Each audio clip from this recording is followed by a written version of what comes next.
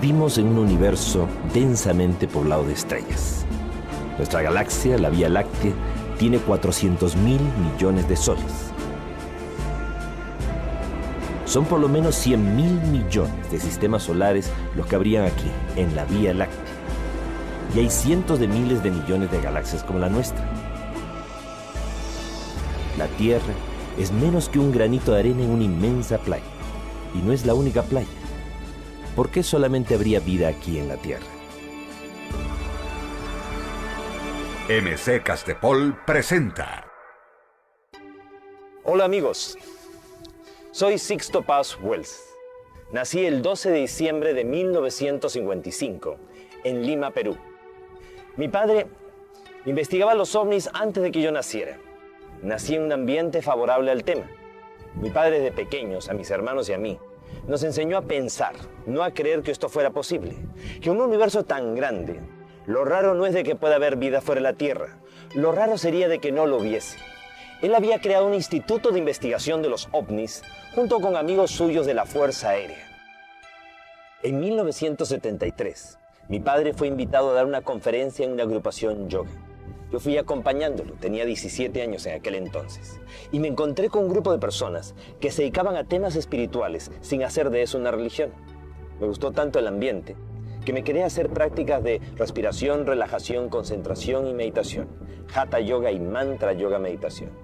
Al año siguiente, en 1974, salió una noticia en el diario más serio y conservador de Lima, el Diario El Comercio, que decía que se había descubierto que el espacio no era un silencio sepulcral como se creía, sino que era mucho ruido, mucha bulla, y que esos sonidos provenientes del espacio podían ser mensajes enviados de otros planetas, de civilizaciones avanzadas que podrían estar intentando comunicarse con sus similares en el universo.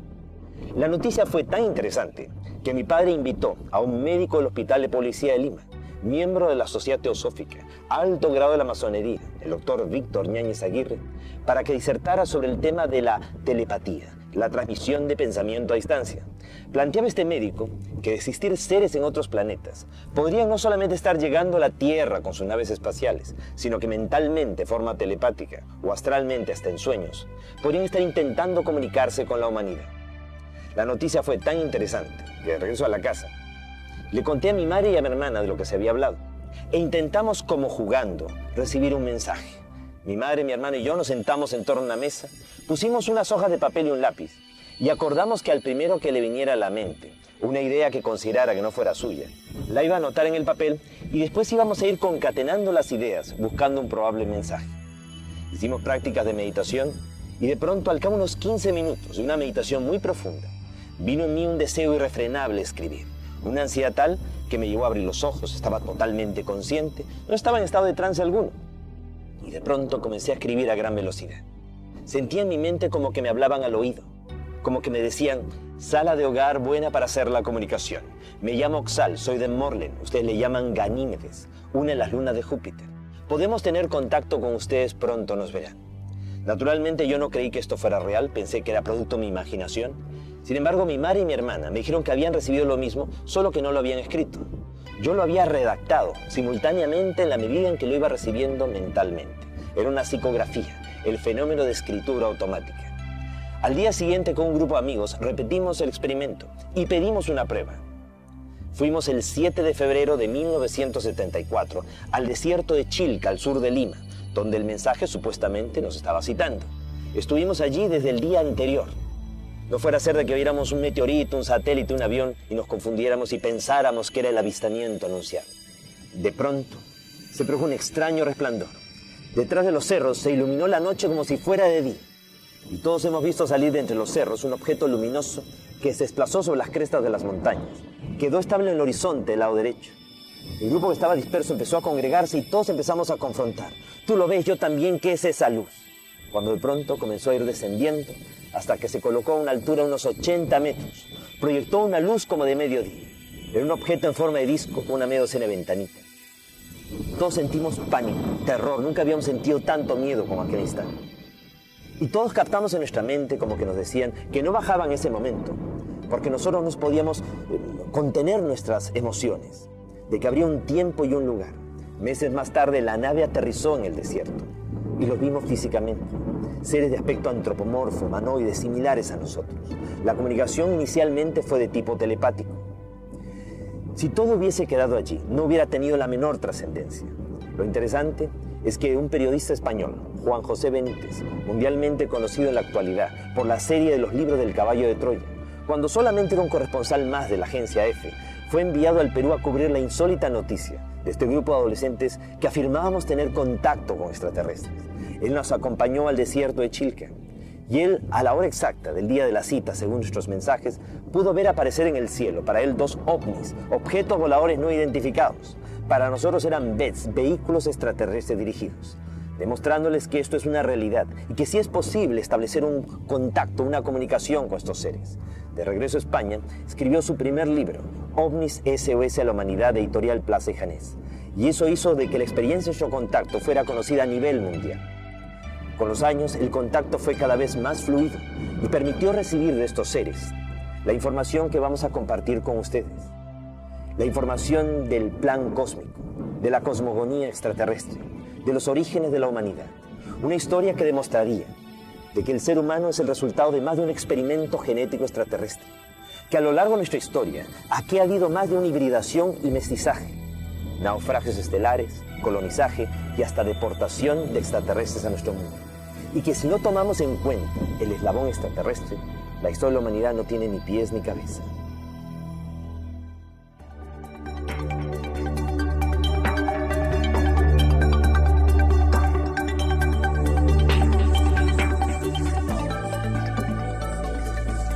OVNIs. Nuestro pasado extraterrestre.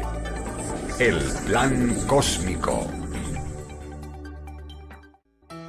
A fines de los años 70, empezaron a aparecer en el sur de Inglaterra una serie de marcas, unos patrones sobre los campos de cereales. Se les llamó de inmediato los agroglifos, los crop circles, los círculos de los campos de cosecha. Siempre aparecían en época de cosecha y sobre campos de cereales. Ya en la Edad Media se había registrado la observación de dichas figuras.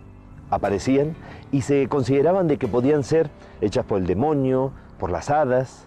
Se les llamaba justamente Círculo de las Hadas y se advertía a la gente de que no se metieran en ellos porque podrían desaparecer. Cuando empiezan a aparecer estas figuras en los años 70, inicialmente eran figuras geométricas, círculos, triángulos, rectángulos. Inicialmente, cuando solamente eran círculos, se pensó que podían ser un fenómeno de geomagnetismo o algún tipo de remolino de viento, de pequeño tornado. Pero cuando ya las figuras se fueron tornando más complejas, estéticamente más bellas y más grandes, ya realmente hubo un interés, una preocupación por investigarlas.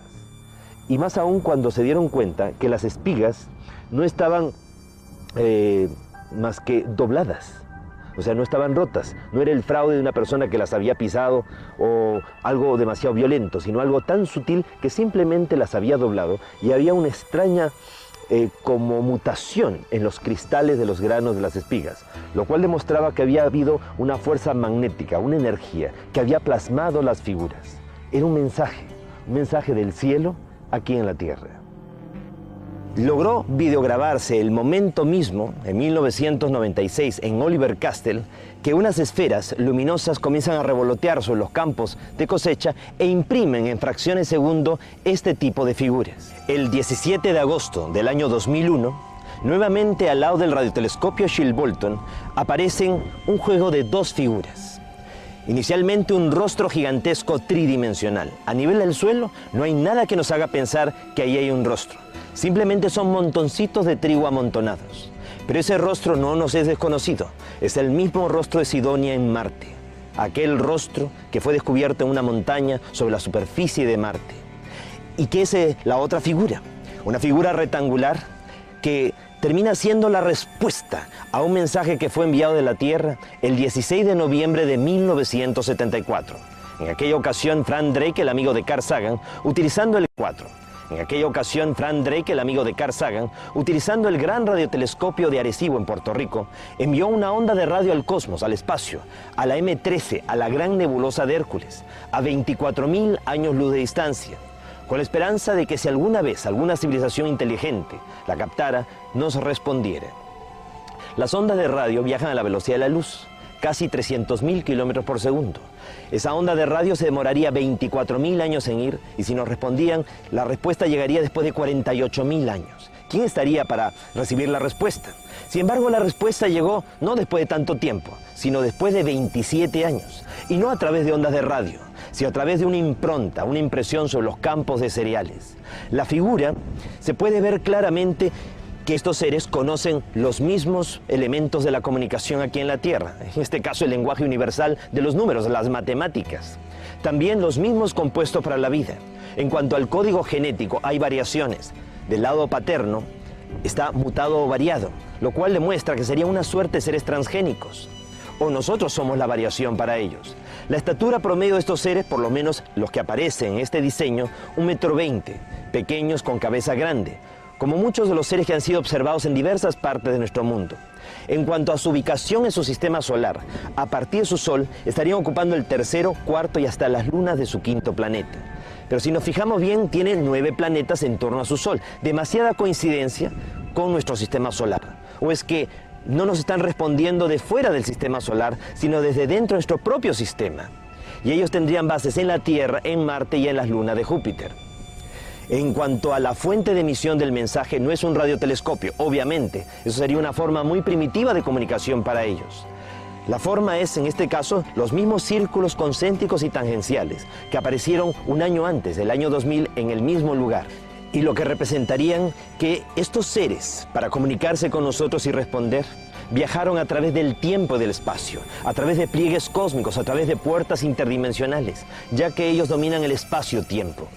Y el que muchas de las figuras que están apareciendo en el sur de Inglaterra y en más de 25 países estén relacionados con los últimos descubrimientos de la ciencia, muestra de que hay un seguimiento, hay una supervisión por parte de ellos. Hay una inquietud de que el ser humano recuerde mucho de una información que ya se encontraría en nuestra propia genética, ya que si nosotros fuimos sembrados en este planeta, pues simplemente lo que nos toca es recordar.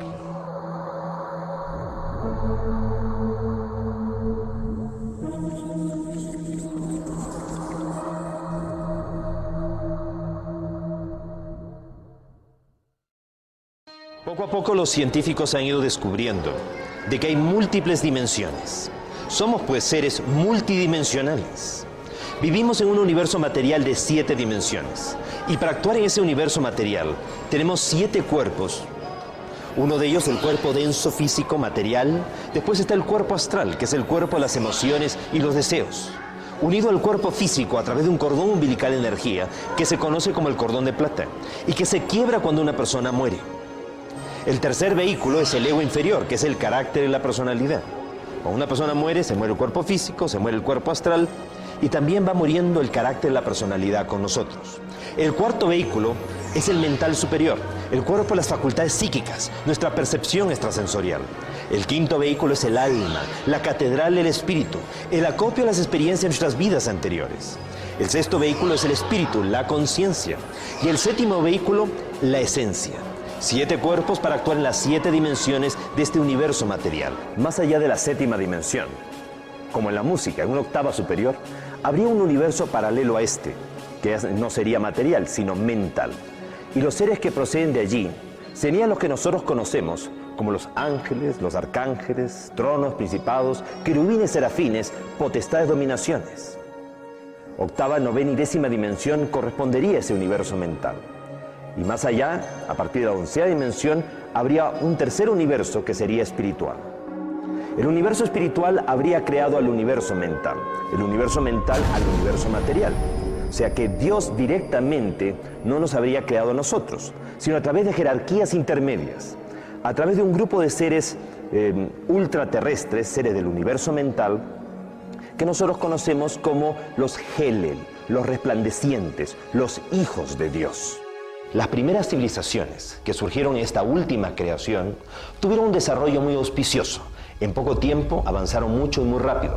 Pasaron de la primera a la segunda, a la tercera, de la tercera a la cuarta dimensión de la conciencia. O sea, los seres evolucionaron, surgieron civilizaciones con un avance evolutivo muy acelerado y en la medida en que iban evolucionando estas civilizaciones iban ayudando a otras a evolucionar en una larga cadena de solidaridad.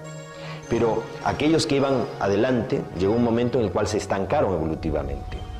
De pronto, quienes estaban en la quinta, la sexta dimensión, no pudieron ser más avanzados, no pudieron seguir progresando. ¿Por qué? Los primeros tres vehículos, el cuerpo físico, el astral y el mental inferior, constituyen lo que se conoce como el plano de la conciencia material. Nos conectan a través del plano material con el universo material de 7 dimensiones. El mental superior, el alma y el espíritu constituyen el plano de la conciencia mental y nos conectan a través del plano mental con el universo mental, con esas 3 dimensiones del universo mental, octava, novena y décima dimensión. Y el séptimo vehículo, que también podríamos dividirlo en 3, voluntad, sabiduría y amor, nos conectan a través del plano espiritual con el universo espiritual que sería de la 11ª dimensión para adelante. Aquellas civilizaciones que han alcanzado pues la tercera, la cuarta, la quinta, la sexta dimensión de la conciencia, no solamente han evolucionado a nivel de la conciencia material, sino también a nivel de la conciencia mental. Ellos han tenido un gran desarrollo mental, pero se han estancado en ese nivel. O sea, no han logrado conectar con la conciencia de lo espiritual.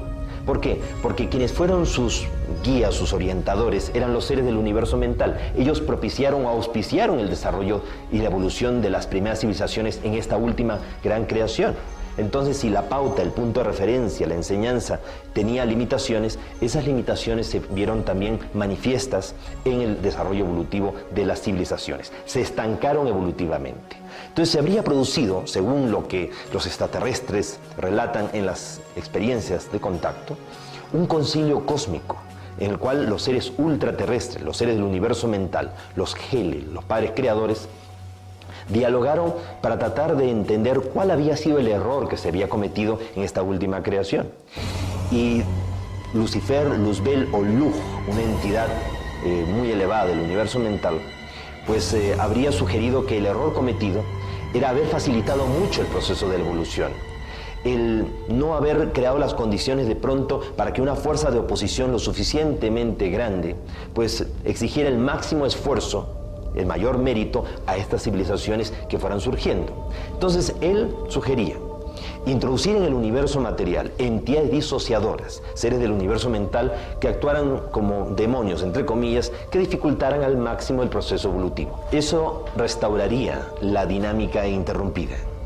Pero Lugh, Lucifer o Luzbel, esta entidad, consideraba de que había que trabajar sobre aquellas civilizaciones sobre las cuales ellos habían orientado, dirigido, sobre las que ellos habían actuado directamente.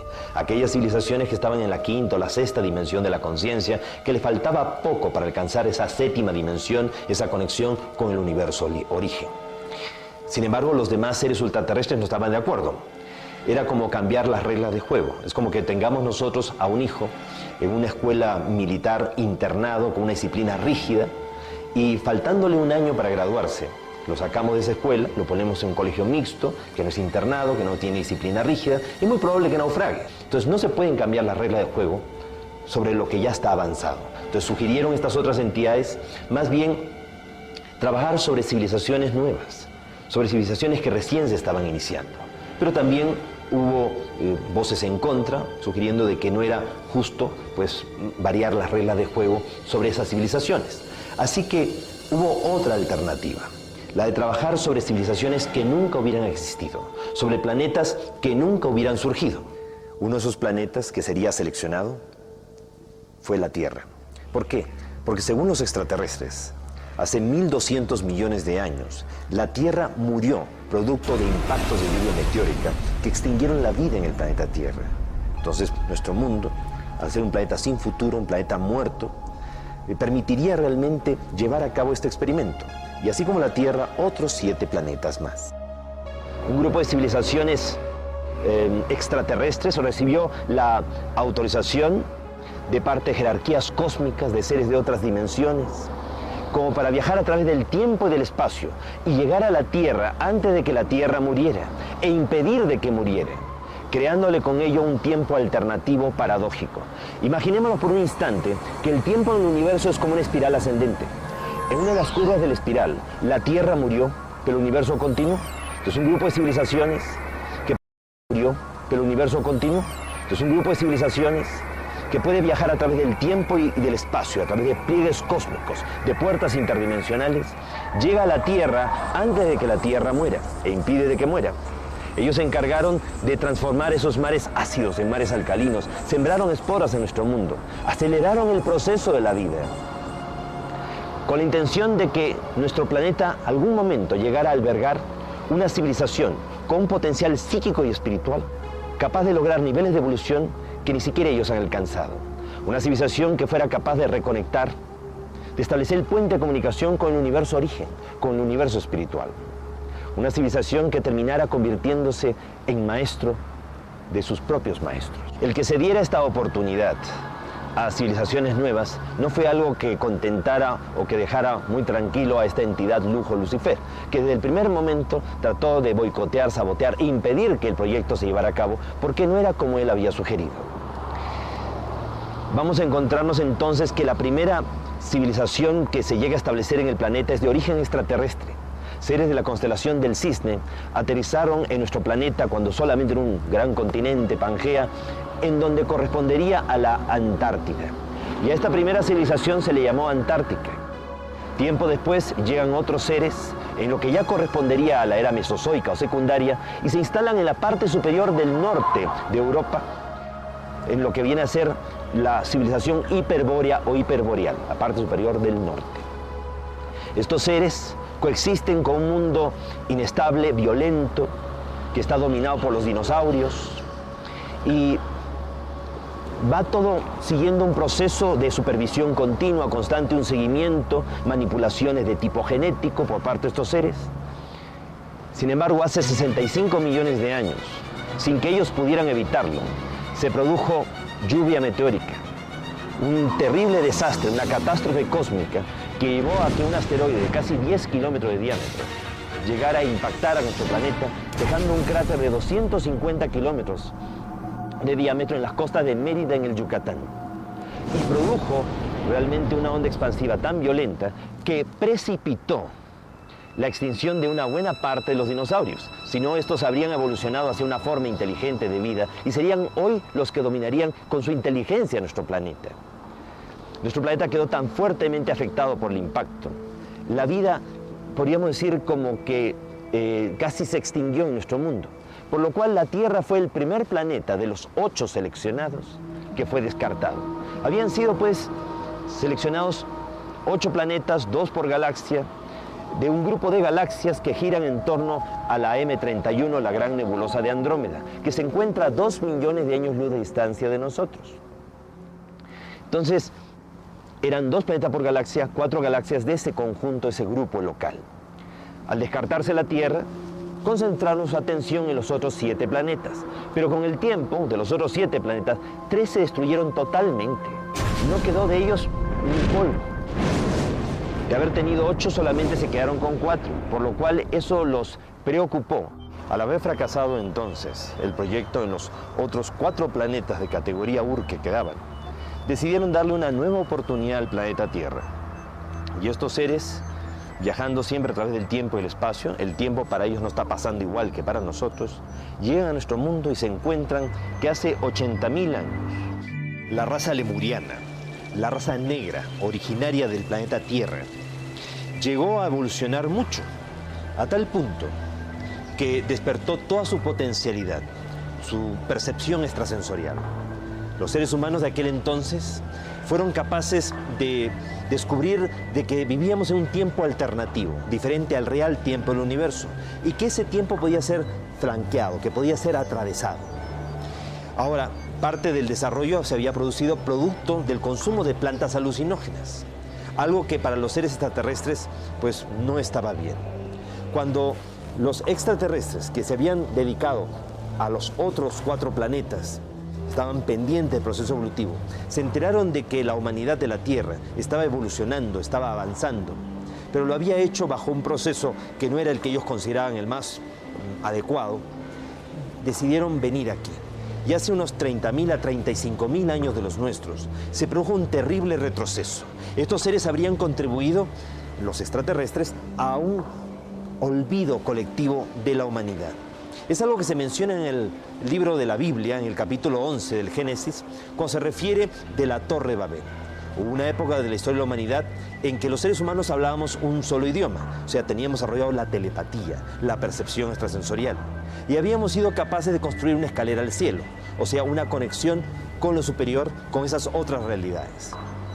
Dice la Biblia que los Elohim tuvieron temor de que al ser humano no les resultara nada imposible, así que ellos decidieron intervenir para hacernos olvidar.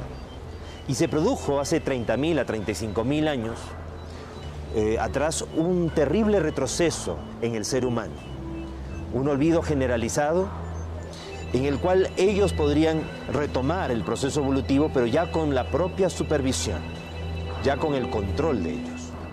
Fue así como hace 25.000 años de los nuestros, dos grandes civilizaciones, los seres de Orión y los seres de las Pléyades, fueron enviados por este Consejo Galáctico para intervenir en nuestro planeta en calidad de guardianes y vigilantes.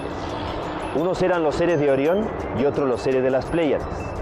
No todos los Oriones tenían apariencia antropomorfa, humanoide. Habían unos con aspecto reptiloide. Precisamente el jefe de los Oriones se llamaba Satanel, Satán o Satanás, un extraterrestre, que no hay que confundirlo para nada con Lucifer o Luzbel, que sería un ultraterrestre. Con los siglos, la angeología ha ido confundiendo tanto las cosas que a veces se utiliza el mismo nombre de un ángel de luz para denominar a uno de oscuridad y viceversa. Por ejemplo, se utiliza la palabra Ha-Satán, el adversario, para denominar a Lucifer o Luzbel, o serían dos entidades totalmente diferentes. Fue así entonces que llegan estos guardianes y vigilantes. La idea era hacer un seguimiento del proceso de la evolución de la humanidad. Se había producido un terrible retroceso, como mencionamos. Esto precisamente se hace referencia en el capítulo 11 del Génesis, cuando dice que los Elohim vieron de que los seres humanos hablábamos un solo idioma, que habíamos sido capaces de construir una escalera al cielo y que ya nada nos sería imposible. Esa escalera naturalmente no era tanto un zigurato, una torre o pirámide, sino más bien una conexión de tipo psíquico, espiritual. Entonces decidieron venir y confundir las lenguas, nos hicieron olvidar. Ese olvido sería el terrible retroceso que nosotros pues ya registramos en esta historia del plan cósmico. Entonces la responsabilidad de los guardianes y vigilantes recayó sobre la persona de este Satanel, que también era un leal seguidor de las enseñanzas o de las directrices de Lucifer o Luzbel. En un determinado momento, Satanel consideró que si el proyecto había fracasado en los otros 7 planetas, y aquí los experimentadores desde un inicio habían perdido el control sobre el experimento, y como podíamos poner en peligro el orden cósmico, el orden establecido, mejor era cancelar el proyecto y terminarlo, que no continuara aquí en nuestro mundo. No todos los guardianes y vigilantes estuvieron de acuerdo con esta postura, y unos se mantuvieron fieles al plan cósmico y otros en contra. En aquel entonces se produce una especie de tensión, de crisis entre los guardianes. Inicialmente fue a nivel teórica, pero posteriormente pasó a ser una verdadera guerra de galaxias, cuyos ecos todavía resuenan en el universo. La Biblia nos habla de la guerra de los hijos de la luz contra los hijos de la oscuridad, la guerra de los ángeles. El Mahabharata, el Ramayana, nos habla de verdaderas guerras de galaxias, teniendo como escenario neutral de sus batallas nuestro mundo. Al final, los líderes de la disidencia fueron sometidos y fueron enviados a la Tierra en calidad de deportados. No querían venir a ayudarnos por las buenas, los enviaron por las malas. Si bien no todos los Oriones participaron de la disidencia, muchos se mantuvieron fieles al plan cósmico, se les reemplazó por seres de Sirio, de Can Mayor, quienes junto con los pleiadianos quedaron en calidad de guardianes y vigilantes.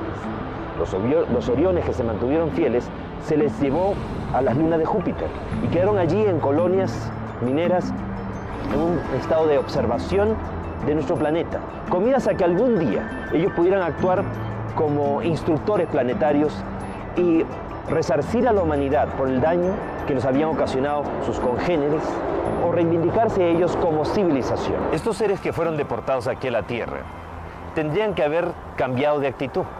Sin embargo, no fue así. Desde un primer momento, declarar una guerra a muerte a la humanidad, tratar de impedir de que se cumpliera el plan cósmico, de que la humanidad llegara a ese nivel de evolución que ellos no querían o temían que pudiera lograr realmente el ser humano. Entonces, se constituyen como un gobierno secreto mundial tenebroso, negativo, las fuerzas satánicas, y empezaron a conspirar terriblemente contra la humanidad. Acostumbrados a vivir miles de años fuera de nuestro mundo, envejecieron prematuramente y murieron. Y empezaron a conspirar terriblemente contra la humanidad. Acostumbrados a vivir miles de años fuera de nuestro mundo, envejecieron prematuramente y murieron. Y quedaron atrapados en una cuarta dimensión aquí en el planeta. Ellos influenciaron psíquicamente sobre muchos seres humanos, personas débiles de carácter, débiles de voluntad a lo largo de la historia, vinculando a esas personas a la política, a la religión, a la economía, a los mandos militares, a la moda, a la música, para a través de ellos sembrar el caos mundial, llevar el mundo hacia la autodestrucción. Fueron estos seres de este gobierno tenebroso, negativo, los que habrían también influenciado de alguna manera sobre los pleiadianos, como para que cometieran la grave transgresión de tener relaciones sexuales con seres humanos de la Tierra. Fue Semiasaz, el jefe de los 200 pleiadianos, que habrían tenido contacto sexual con los seres humanos de la Tierra. Es lo que se menciona en el libro del Génesis capítulo 6 cuando dice: cuando los hombres comenzaron a poblar la tierra engendraron hijas, y viendo los hijos de Dios, los ángeles del cielo, que las hijas de los hombres eran hermosas ante sus ojos, tomaron de entre ellas cuantas quisieron y procrearon de estas los antiguos héroes de antaño. Fueron así pues estos 200 extraterrestres los que habrían tenido contacto sexual y se habrían producido híbridos, mestizos, que fueron reunidos en un grupo de 10 islas, la mayor de ellas, la isla de Undal, en el Océano Atlántico. Allí establecieron su capital en Poseidonis o Poseidópolis, tal como lo menciona Platón en sus diálogos, el Critias y el Timeo, y también en la República. Fue tal el conocimiento y la tecnología recibida de parte de los padres extraterrestres hacia los atlantes, que eso le permitió a ellos desarrollar grandes laboratorios de experimentación. Ellos manipularon los cerebros y la genética de delfines y ballenas, lo que habría contribuido al avance de estos seres. También le permitió a los atlantes viajar más allá de nuestro planeta, viajar hacia las estrellas. Ellos habían tenido la intención de establecer colonias en Maldek, Tyr, Mayona, un planeta que existiría entre Marte y Júpiter, y utilizarían Marte como trampolín para poder llegar allí. Como esto iba a permitir que los atlantes se alejaran del proceso evolutivo de nuestro planeta y no lo afectaran, pues también se les colaboró, se les permitió. Por eso encontramos en Marte un rostro gigantesco descubierto en 1976 por las sondas Vikingo 1 y Vikingo 2 en la zona de Sidonia, también pirámides en la zona de Eliseo y lo que parecen ser ruinas de grandes ciudades en la zona de Utopia. Los atlantes habrían coexistido con una raza originaria de Marte que viviría en el subsuelo de Marte, quienes habrían recibido a los atlantes con curiosidad. La tecnología recibida, el gran avance desarrollado por los atlantes, llevó a una serie de destrucciones de esta civilización. Es más, ellos atrajeron a un asteroide de órbita errática, llamado en aquel entonces Marduk, que habría impactado contra Tyr, Mayona o Maldek, y la lluvia meteórica generada habría impactado y destruido las colonias que se habían establecido en Marte. Toda esa lluvia meteórica habría alcanzado la Tierra, primero impactando contra la Luna. En aquel entonces la Tierra atrapó dos grandes fragmentos que quedaron como lunas adicionales, de tal manera que en un momento en la historia planetaria tuvimos 3 lunas. Esas 2 lunas adicionales habrían sido posteriormente absorbidas por el planeta. Una de ellas impactó en el Océano Pacífico, dejando como huella de impacto la fosa de las Filipinas de 11 kilómetros de profundidad.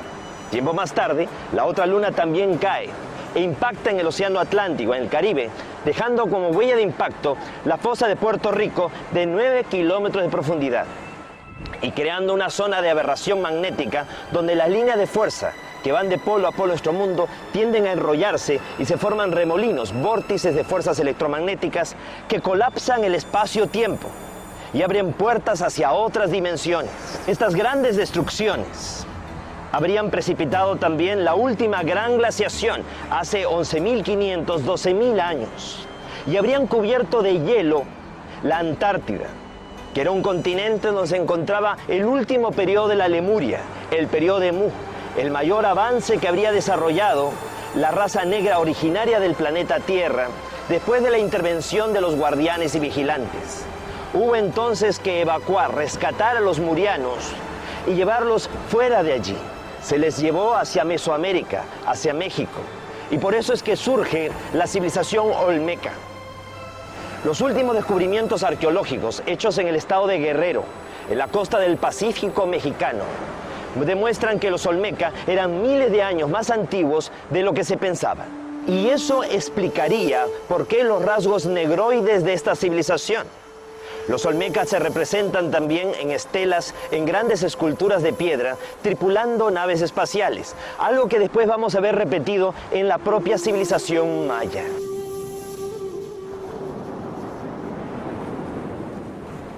Para contrastar el efecto nefasto de toda esta influencia negativa, fueron enviados aquí a la Tierra 32 seres extraterrestres de 32 civilizaciones diferentes, que aterrizaron en el desierto del Gobi, en la Mongolia, y fundaron la mítica Shambhala, la capital del reino de Agartha, el mundo intraterrestre. Y habrían establecido una red de túneles y galerías, grandes depósitos, archivos del conocimiento, de la historia perdida de la humanidad, con miras a que algún día los hombres de buena voluntad pudiéramos acceder a dicho conocimiento y pudiéramos despertar conciencia, recordar cuál es esa misión dentro del plan cósmico que se nos ha asignado: aprender a amar y enseñar a otros a amar, pero el amor en su exaltación suprema, en su esencia. Después del desastre que supuso la destrucción de la Atlántida y el último periodo de la Lemuria, los extraterrestres, los guardianes y vigilantes, decidieron acelerar el proceso de la humanidad. Y fue así que concentraron sus esfuerzos en Mesopotamia. Surge el proyecto Sumerio. Sumer o Sumeria se traduce como el país de las naves espaciales. Y es que allí se construyen las primeras pirámides, los zigurat o sicurrato, que no eran solamente torres de observación astronómica o meros templos, eran torres de descenso y ascenso de naves espaciales, tal como hoy se puede traducir de las tablillas de arcilla en escritura ideográfica, simbólica y cuneiforme que han llegado hasta nuestros días. En la época de la Sumeria surgen pequeñas ciudades-estado en donde los extraterrestres deciden trabajar sobre colectivos amplios de personas, dándoles una instrucción y un conocimiento, pero sin alentar dependencias. La civilización sumeria va logrando un gran desarrollo y los propios sumerios eligen a los patesi o los ensi, representantes del pueblo, para que mantengan la comunicación fluida con los An, con los dioses del cielo, que no todo el tiempo estaban aquí, sino que venían de vez en cuando. Y cada vez que venían, pues había ese intercambio de información y conocimiento.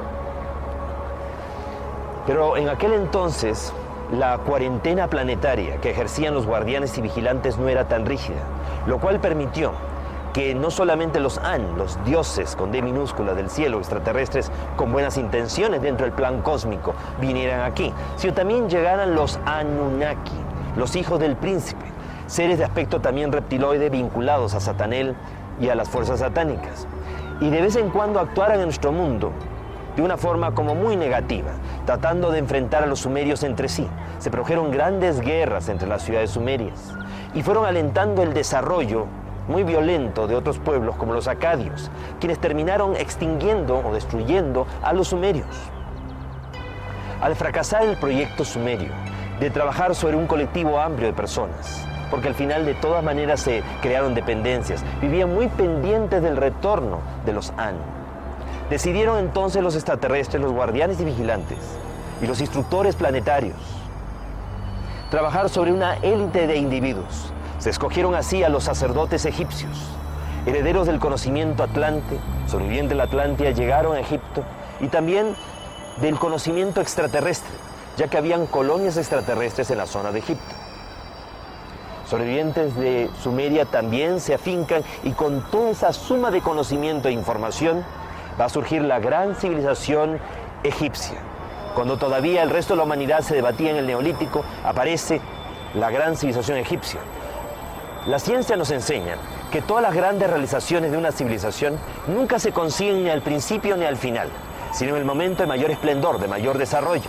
El mayor desarrollo, extensión y expansión de Egipto fue entre la 18, 19 y 20 dinastía del Imperio Nuevo.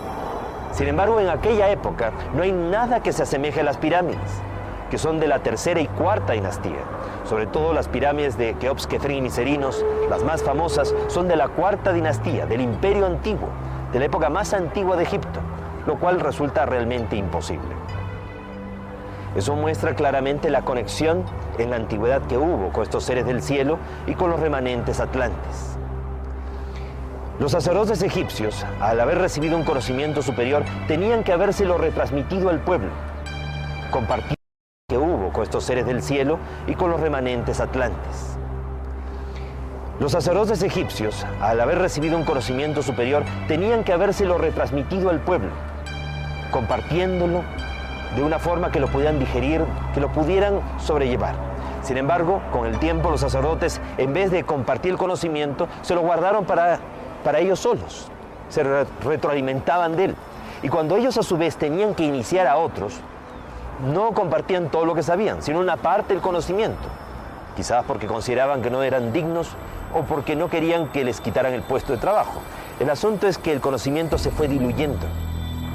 Llegó un momento en el cual se fue perdiendo. Y Egipto cayó realmente en la influencia de estas fuerzas tenebrosas, oscuras, negativas, que lo que buscan es que la humanidad no sepa, no recuerde. Entonces, al fracasar el proyecto de trabajar sobre un colectivo amplio o sobre una élite de individuos, se decide trabajar sobre un individuo y programar su genética. Es así como la suerte recae sobre la persona de Abraham. Abraham, un psíquico nato, fácilmente entraba en comunicación telepática con estos seres. Y además era un hombre tan inteligente, con un criterio tan amplio, que aceptó en esa época en que había 1001 templos a 1001 dioses, la idea de un solo Dios, conceptos, como digo, muy, muy avanzados. Entonces, la idea fue programar la descendencia de Abraham. Y se puede ver claramente a través de la historia sagrada, pues las continuas intervenciones genéticas o intervenciones y manipulaciones de estos seres. Abraham no podía tener hijos en Sara. Sin embargo, con la ayuda de los de arriba, llegó a tener a Isaac. Isaac se casa con Rebeca, pero Rebeca tampoco podía tener hijos. Sin embargo, con la ayuda, concibió a Esaú y Jacob. Jacob se casa con Lía, su prima, y luego con Raquel, a la que realmente amaba, pero ella también era estéril. Con la ayuda de los de lo alto, con la ayuda de estos seres de otros mundos, llegó a concebir a José, el de los sueños premonitorios y precognitorios, el del don de profecía, el que interpretó los sueños del faraón. Sansón, hijo de padres estériles. Samuel, lo mismo. María la Virgen, hija de Joaquín y Ana, no podían tener hijos. Sin embargo, con la intervención del cielo, nace María, creando las condiciones de pronto para que en su momento llegara Jesús, que no era un extraterrestre, sino un terrestre extra, que es diferente. En el Nuevo Testamento está la historia de Jesús. Jesús habría sido una persona, un ser humano de la Tierra, que a través de múltiples encarnaciones en este planeta, alcanzó un alto nivel de evolución. Ya no necesitaba reencarnar. Sin embargo, por amor a la humanidad, aceptó volver. Y durante 30 años de su vida, Jesús se preparó para que durante los 3 años de vida pública, en él se produjera una simbiosis cósmica, una transmigración, por la cual un ser de la categoría de los hijos de Dios, un Helel, un resplandeciente, uno de los padres creadores, Micael o Miguel, se fusionara con él, coexistiera durante esos 3 años y lo acompañara en la realización de su gran misión. ¿Y en qué consistía esa gran misión?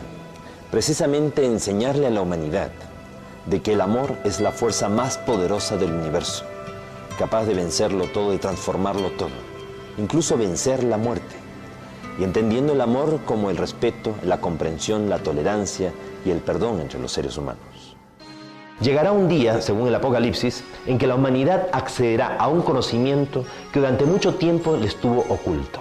El día que la humanidad accede a ese conocimiento, las fuerzas de la oscuridad quedarán sometidas a la humanidad por 1000 años. Al cabo de esos 1000 años, que empezarían a partir del 22 de diciembre del año 2012, empezaría el verdadero milenio, y al final de ese milenio se esperaría que la humanidad se ponga del lado de las fuerzas de la luz en una última gran batalla, la batalla de Armagedón. Pero ¿qué pasaría, digo yo, si el día que la humanidad sepa que hemos sido víctimas de una conjura cósmica, en que fuerzas extraterrestres y ultraterrestres, nuestros padres creadores y aún hasta nuestros hermanos mayores han conspirado contra la humanidad? ¿Qué pasaría si en esa ocasión, en ese momento, en vez de que la humanidad luche contra la oscuridad en un acto de amor supremo, digamos: Padre, perdónalos porque se equivocaron, trataron de impedir la evolución del hombre sobre la tierra y por el contrario, hicieron que tuviera mayor valor, mayor significado? Fue tal la presión sobre el carbón o sea, la humanidad, que al final la calidad del diamante fue excelente. Y se sellaría en ese momento una redención cósmica de la Tierra hacia el cosmos. ¿Qué es lo que se espera que ocurra en los próximos años? Se espera que la humanidad acceda a un conocimiento que estuvo oculto, que salga a la luz mucha información que ha sido ocultada por parte de los gobiernos y las religiones, y ese salir de la oscuridad hacia la luz, ese despertar, va a ser tan violento que mucha gente no lo va a poder resistir. Así que en los próximos meses, en los próximos años, se va a accesar a mucha información.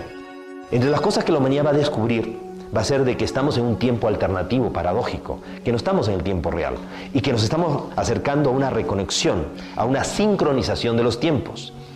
En los próximos meses, en los próximos años, vamos a ver un aceleramiento de todo el potencial psíquico, en sueños y conscientemente. También en los próximos meses, en los próximos años, se van a registrar cambios, grandes transformaciones en el planeta Tierra, a nivel ecológico, a nivel climático, catástrofes naturales de gran envergadura. ¿Por qué? Porque la Tierra está acercándose a un gran parto planetario, una gran transformación. Los mayas sabiamente supieron anticipar todo esto. Ellos consideraron de que a partir del año 2003, cada año simbólicamente iba a ser como un mes de gestación previo a un gran parto planetario. De ese gran parto que se espera que deba ocurrir de aquí al 22 de diciembre del año 2012, cuando se produzca este giro del tiempo. Ahora, ¿la humanidad estará en capacidad realmente de cumplir esa gran responsabilidad, esa gran misión que se le ha asignado? ¿Seremos capaces realmente en su momento de un perdón cósmico si antes no somos capaces de vivir en tolerancia y de perdonarnos y aceptarnos a nosotros mismos tal como somos y aceptar a nuestra familia, a los demás tal como son? Hoy las fuerzas tenebrosas están tratando de incentivar a como dé lugar el odio racial, el odio étnico, las luchas y enfrentamientos de tipo religioso. Entonces estamos en el mejor momento de la historia de la humanidad como para que demostremos un verdadero nivel de espiritualidad, procurando la unidad en la diversidad, todo lo que nos une y no lo que nos separa. Recordemos, somos seres humanos en este hogar que es el planeta Tierra, un planeta que está predestinado para ser luz de los demás, en este caso, luz del cosmos. No somos el centro de la creación, pero sí el centro de una expectativa cósmica. Si no, tantas civilizaciones extraterrestres no estarían llegando desde tiempos inmemoriales a nuestro mundo. Estamos viviendo el momento más extraordinario de la historia humana, el momento de las grandes definiciones, y es el momento del gran despertar. O logramos transitar todos, o realmente no conseguiremos cumplir realmente el objetivo. Y no se necesita mucha gente para que el mundo cambie. Los Hopi, los indios pueblo, hablaban de 144.000 danzantes del sol, que tenían que mantenerse danzando durante la terrible noche oscura de la humanidad para asegurar el nacimiento del nuevo día. El Apocalipsis nos habla de 144.000 personas que lavaron sus vestiduras, o sea que despertaron conciencia. Como decimos, no se necesita mucha gente para que el mundo cambie. Lo que se necesita es que toda esa gente que vaya cambiando, pues ponga lo mejor de sí y se mantenga constante, comprometida en su proceso de cambio. Recordemos, vivimos en un universo sin límites. El único límite es nuestra ignorancia. No crean nada de lo que han escuchado. Piensen, reflexionen, pero sobre todo sientan, ya que la verdad está dentro de cada uno.